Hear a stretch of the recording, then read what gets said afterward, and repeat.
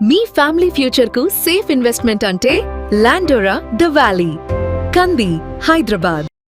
అందరికీ నమస్కారం. నేను Swaroopa Putlapalli. Welcome to Suman TV. విమాన ప్రమాద ఘటనల్లో చనిపోయిన వారి లిస్ట్ లో మహారాష్ట్ర ఉప ముఖ్యమంత్రి ఎన్సీపీ అధినేత అజిత్ పవార్ కూడా చేరిపోయారు. అయితే ఆయన విమాన ప్రమాదాల్లో చనిపోతారు అని నేను ముందే చెప్పాను అంటూ నార్త్ ఇండియాలో ఎంతో ఫేమస్ అయిన ఆస్ట్రాలజర్ శృతి ద్వివేది ట్వీట్ చేయడం ఇప్పుడు వైరల్ గా మారింది. ప్రస్తుతం నాతో పాటు ఉన్నారు స్పిరిచువల్ గురు నల్లమొత్తు శ్రీధర్ గారు. ఆయనతో మాట్లాడదాం.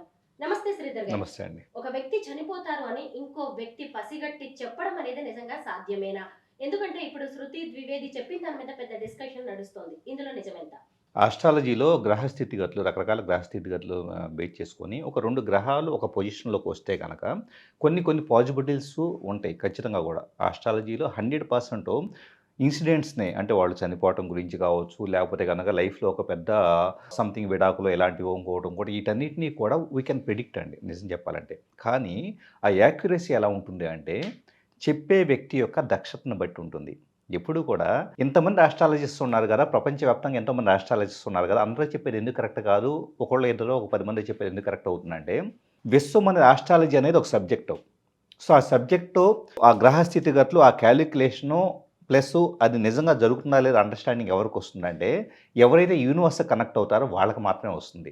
సో చాలామంది ఏం చేస్తుంటారంటే చాలామంది ఆస్ట్రాలజిస్ట్ మొదట్లో బ్రహ్మాండంగా చెబుతారు. సో వాళ్ళు చెప్పేవి చాలా కరెక్ట్ అవుతాయి.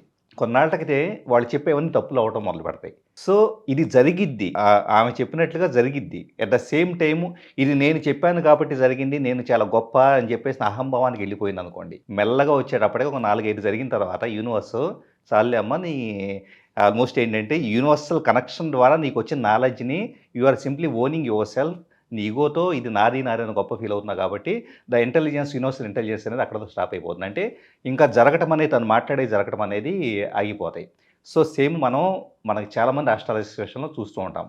కాబట్టి యూనివర్సల్ ఇంటెలిజెన్స్ అందుకనే చాలా పెద్ద పండితులు ఎవరైతే ఉంటారో వాళ్ళు పెద్దగా మీడియాకి ఎక్స్‌పోజ్ కారు, బయట చెప్పరు, బయట కమ్యూనికేట్ చేయరు. ఎవరికైతే అవసరంలో ఉంటుందో వాళ్ళకి మేలు చేయాలనే ఉద్దేశంతో నీకు ఈ ప్రాబ్లమ్ ఉంటుంది, కొద్దిగా పరిహారాలు చేసుకో అని చెప్పేసి వాళ్ళు గైడెన్స్ ఇచ్చి అక్కడితో వదిలేస్తారు తప్పించేసి ఒక బజ్ కోసం నేను చెప్పాను కాబట్టేసి ఇది జరిగిపోయిందని చెప్పేసి దీనికోసమో ఈగో కోసం వాళ్ళు బయటకు రారు. సో వాళ్ళకే జీవితాంతం పనిచేస్తుంది ఆ శక్తి. సరస్వతి కటాక్షం అనేది ఎక్కడొస్తుందంటే మనం మాట్లాడే మాటకు కానీ జ్ఞానం కానీ ఎక్కడ పలుకుతుందంటే కనుక ఎవరైతే ఇది నాది కాదు అని చెప్పేసి ఇది మొత్తాన్ని కూడా విశ్వం కోసం నేను ఇస్తూ ఉన్నాను, లేదా బాధలు ఉన్న వాళ్ళ కోసం ఇస్తూ ఉన్నాను అని చెప్పేసి అహాన్ని వదిలేసి ఉంటారో వాళ్ళకి ఖచ్చితంగా పలుకుతుంది ఇది. అయితే శృతి ద్వివేది అజిత్ పవార్ మరణం గురించే కాదు, గతంలో కూడా కొన్ని విషయాలు చెప్పారు. ఆమె చెప్పినవన్నీ కూడా జరుగుతూ వచ్చాయి.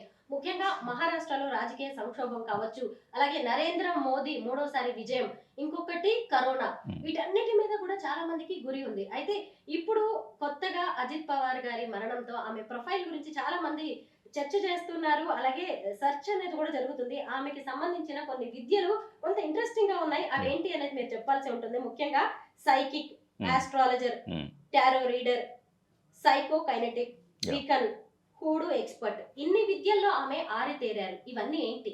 ఇవన్నీ కూడా వాస్తవంగా నిజంగా ఈ విద్యలో సిద్ధులు అంటాం. సిద్ధి అంటే కనుక కొన్నాళ్ల పాటు ఒక సాధన చేసి మనోశక్తి మొత్తాన్ని ఒక దాని మీద ఫోకస్ చేస్తే కనుక లభించేవి సిద్ధులు. ఉదాహరణకి సైకోకైనెటిక్ అనేదాన్ని తీసుకుంటే సైకోకైనెటిక్ అంటే ఈ క్షణం నా చేతిలో వచ్చేటప్పటికి ఈ స్మార్ట్ ఫోన్ ఉంది అనుకోండి, లేదా ఒక ఈ స్పెక్ట్స్ ఉంది అనుకోండి, దీన్ని నేను ఇలా చూస్తూ తదేక దృష్టితో చూస్తూ జస్ట్ దృష్టి మళ్ళించకుండా నా మెంటల్ ఎనర్జీ మొత్తాన్ని కూడా మనోశక్తి మొత్తాన్ని కూడా దీని మీద ఫోకస్ చేస్తూ ఉంటే ఆటోమేటిక్గా ఇది బ్రేక్ అవ్వటం అలా చేయవచ్చు. అంటే ఏమి చేయను, నేను నా చేతులతో ఏమి చేయను, ఆటోమేటిక్గా అది బ్రేక్ అయిపోతుంది.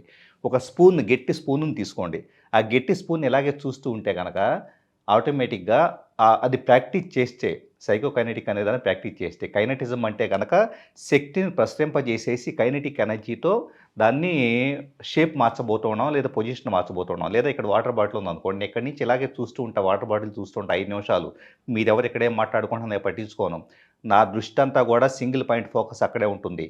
ఆల్రెడీ చాలా ఏళ్ల నుంచి అది ప్రాక్టీస్ చేస్తూ ఉంటాను కాబట్టి ఆటోమేటిక్గా ఇక్కడి నుంచేసి బాటిల్ కొద్దిగా ఇలా కదులుతూ ఉండేది. సో అది సైకోకైనెటిక్. అది ఎవరికైనా వస్తుంది. ఇప్పుడు ఫర్ ఎగ్జాంపుల్ నేను కూడా ఇది నాకు నాలెడ్జ్ ఉంది, కానీ నేను ప్రాక్టీస్ చేయలా. సో దీన్ని నేను రెగ్యులర్గా ప్రాక్టీస్ చేశాను అనుకోండి 6 మంత్స్ నేను పూర్తిగా అన్ని పక్కన పెట్టేసి 100% I can do such type of things. రెండోది సైకిక్ ఎనర్జీ. సైకిక్ ఎనర్జీ అంటే మీరు ఇక్కడ కూర్చొని ఉన్నారు. ఇక్కడ ఈ స్పేస్లో ఉండే ఆరా ఎలా ఉంది, ఎనర్జీ ఎలా ఉంది, ప్యాటర్న్స్ ఎలా ఉన్నాయి, ఒక మనిషి ఏం ఆలోచిస్తూ ఉన్నారు, ఇదంతా కూడా ఇక్కడి నుంచి ఉండి మీ మనస్సు మనోమయ కోశం అని ఉంటుంది. సో విజ్ఞానమయ కోశం ఇలాగ 5 లేయర్స్ ఆఫ్ బాడీ ఉంటుంది. దాంట్లో మనస్సు మనోమయ కోశంలో ఉండే మీ ఎనర్జీ ప్యాటర్న్స్, మీ ఆలోచనలో ఏం ఆలోచిస్తున్నారు, మీరు ప్రశాంతంగా ఉన్నారా, ఈ మూమెంట్కి ఏం ఆలోచిస్తున్నారు, ఇదంతా కూడా చెప్పగలిగే శక్తి ఉంటుంది. కాకపోతే ఇక్కడ దురదృష్టవశాత్తు వీటన్నిటిని కూడా చాలామంది ఫ్యాన్సీగా ఇదేదో సంథింగ్ డిగ్రీ పొందినట్లుగా పక్కన తగిలించుకుంటున్నారు. కానీ అంత శక్తి వీళ్ళకు ఉందా, అంత సాధన చేసారా లేదా అన్నది బయట చాలామందికి తెలియదు. ఈ ప్రొఫైల్ పెట్టుకొని కాబట్టి మీకు ఏదైనా రిక్వైర్మెంట్ ఉంటే కనుక మమ్మల్ని కన్సల్ట్ అవ్వండి అని బిజినెస్ మోడల్లో చేసుకుంటూ వెళ్తున్నారు. కానీ నిజంగా ఆమెకు అన్ని ఉన్నాయో లేదో కూడా మనం చెప్పలేం. కాకపోతే ఆ విద్యలు అయితే బయట ప్రపంచవ్యాప్తంగా ఎంతోమంది సాధకులు ఉన్నారు.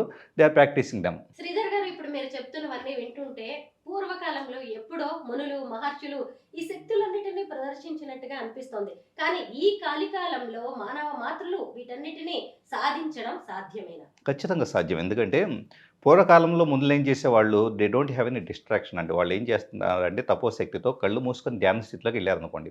నేను దాదాపు పర్సనల్గా నేను ఒక రోజుకు 3-4 గంటలు ధ్యానం చేస్తాను చాలా సందర్భాల్లో.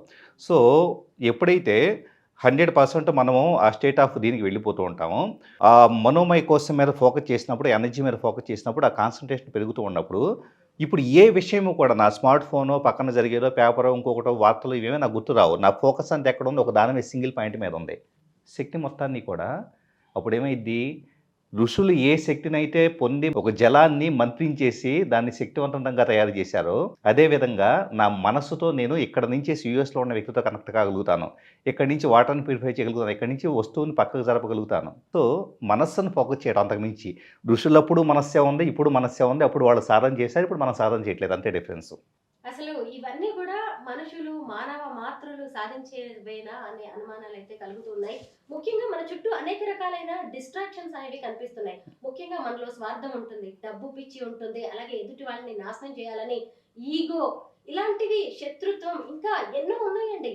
ఇంత గొప్ప విద్యల్ని ఎదుటి వాళ్ళ కోసం అలాగే మంచి కోసమే వాడతారా, లేదు అంటే ఎవరైనా నాశనం చేయడానికి కూడా వాడే అవకాశం ఇప్పుడు ఉంటుందా? క్షుద్ర శక్తులు మనం చూస్తూ ఉంటాం. ఉదాహరణకి దశ మహావిద్యలో ఎంతో శక్తివంత అమ్మవార్లని పూజ చేసేవాళ్ళు కూడా ఉంటారు.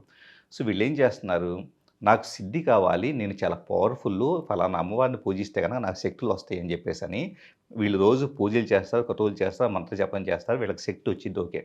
కానీ దేనికోసం ఉపయోగిస్తున్నారు? 2 types of utilisation of energy pattern ఉంటుందండి. ఒకటి ఏంటంటే ఒక మనిషి లోక కళ్యాణం కోసము ఉపయోగిస్తున్నారు ఆ శక్తిని, అప్పుడు విశ్వం కోఆపరేట్ చేస్తుంది. లేదు, దీంట్లో కొన్ని శక్తులను ఏం చేస్తూ ఉంటారంటే ఒక వ్యక్తిని టార్గెట్ చేస్తారు. ఈ వ్యక్తి ముఖ్యమంత్రి అవ్వాలంటే కనుక మిగతా వాళ్ళని తొక్కేయాలి. సో అతను already deserved as per karmic law. అతని కర్మ సిద్ధాంతం ప్రకారం ప్రీవియస్ జన్మ బట్టలను బట్టేసి అతనికి ముఖ్యమంత్రి అవకాశం ఉంది, ఎవరికి, ఇంకొక వ్యక్తికి. కానీ ఇతనికి పక్షాన నేను పూజ చేస్తున్నాను కాబట్టి అతను తొక్కి పారేసేసి ఇతని తరఫున నేను పూజ చేసి చేస్తాను, అమ్మవారిని ఉపయోగించేసి అని చెప్పేసి వీళ్ళ చేత పూజలు చేస్తారు. ఓకే, కార్మిక్ లా ప్రకారం ఒక వ్యక్తికి డిజర్వ్ కావాల్సిన దాన్ని పక్కకు తొక్కేసారు చూసారా, దాన్ని పూజ చేయించే వ్యక్తి అనుభవిస్తాడు. సో అందుకని మీరు చూడండి, మన దశ మహావిద్యలు కావచ్చు, ఇలాగా వేరే వాళ్ళ కోసమో వేరే వాళ్ళని తొక్కేయడానికి చేసేవాళ్ళు ఎవరైతే ఉంటారో వాళ్ళు లైఫ్లో చాలా స్ట్రగుల్ అవుతారు. స్పిరిచువల్ జర్నీ అనేది మెంటల్ హెల్త్ కి ఎలా ఉపయోగపడుతుంది? మైండ్ ఎప్పుడు డీవియేషన్స్కి వెళ్తుంది, ఒకేసారి 10 ఆలోచనలు చేస్తూ ఉంటే మైండ్ డిస్టర్బ్ అవుతూ ఉంటుంది. దేని మీద ఫోకస్ చేయలేక, కాన్సన్ట్రేషన్ లేక, నైట్ నిద్ర పట్టక, ఓవర్ థింకింగ్ ఇలాంటివంతా కూడా. సో ఎప్పుడైతే స్పిరిచువల్ జెన్యుల్ ఆధ్యాత్మికంగా మనం ప్రాణాయామం లేకపోతే కనుక మెడిటేషన్ చేసుకుంటూ వెళ్తే సింగిల్ పాయింట్ ఫోకస్ మనం చేస్తూ ఉంటాం. అప్పుడు ఏమైంది, 10గా స్ప్లిట్ అయిన ఎనర్జీ మొత్తము కలిసి వచ్చేసి ఒక సింగిల్ పాయింట్ మీదకి వచ్చేసింది. ఇప్పుడు మైండ్లో రేపటి గురించో ఎల్లుండి గురించో వాళ్ళు ఎలా అన్నారు, వీళ్ళు ఎలా అన్నారు అని చెప్పేసి ఏమీ రావు. ఇంకా మన ఫోకస్ ఎక్కడ ఉన్నట్టే కనుక నేను ధారణ చేస్తున్న ఒక చిన్న డాట్ మీద ఉంటుందో, నా శ్వాస మీద ఉంటుందో, లేదా ఒక అమ్మవారి మీద ఉంటుందో, ఆటోమేటిక్గా జనాలు ఏమంటున్నారు, నేను డబ్బు సంపాదించాలి, అంతా పరిగెడుతున్నారు, నేను చేయాలి, ఈ టైప్ ఆఫ్ సెల్ఫిష్ నేచర్ అనేది తగ్గిపోతుంది. తగ్గిపోయినప్పుడు మైండ్ ప్రశాంతంగా ఉంటే ఆటోమేటిక్గా నాతో పాటు ఉన్నవాళ్ళు, కుటుంబం కావచ్చు, స్నేహితులు కావచ్చు, అందరూ హ్యాపీగానే ఉంటారు కదా. సో కాబట్టి స్పిరిచువల్ జర్నీ అనేది మెంటల్ హెల్త్ని అద్భుతంగా ఇంప్రూవ్ చేస్తుంది. మొత్తం మీద మన మనసుని లగ్నం చేసి మంచి కోసం గనక మనం ఆలోచిస్తే అది పాజిటివ్ రిజల్ట్ ఇస్తుంది అనడంలో సందేహం లేదు. 100% అండి. ఎప్పుడు కూడా మనస్సు మీద కంట్రోలు, కమాండ్ సాధించగలిగిన వ్యక్తి విశ్వం మొత్తాన్ని జయించిన. ఎందుకంటే ఈ క్షణం మీరు నేను ఇక్కడ కూర్చొని చేస్తున్న ప్రతి ఆలోచన కూడా మనం అనుకుంటూ ఉంటాం జస్ట్ మనం ఆలోచిస్తున్నాము లేదా ఇక్కడ మనం ఈ స్పేస్ వరకు అనుకుంటున్నాం. ఇక్కడ నేను కూర్చొని చేసే ప్రతి ఆలోచన విశ్వం ఎండింగ్ అంటే ఇట్స్ రివాల్వింగ్ అనుకోండి. విశ్వం ఎండింగ్ దాకా ఎనర్జీ రిపుల్స్‌ని క్రియేట్ చేస్తుంది. ఇప్పుడు నా ఆలోచన ఎక్కడో ఉండే ప్లేయిడియన్స్ అని చెప్పేసి ఎక్కడో ఉండే ఏలియన్స్‌ని ఇన్‌ఫ్లుయెన్స్ చేయగలుగుతుంది. అంత శక్తి ఉంటుంది. రిపిల్ ఎఫెక్ట్ అంటే మనం నీళ్ళలో ఒక దగ్గర రాయేస్తే ఎడ్జ్ దాకా వెళ్ళేసేసి ఇలా వేవ్స్ వస్తాయి చూసారా? అలాగ ప్రతి ఆలోచన కూడా విశ్వం మొత్తాన్ని కదిలించగలిగిన శక్తి ఉంటుంది కాబట్టి మీరన్నట్లు మైండ్ మీద కంట్రోల్ సాధిస్తే విశ్వాన్ని గెలుచుకోవచ్చు. చాలా బాగా చెప్పారు. Thank you so much Sridhar గారు.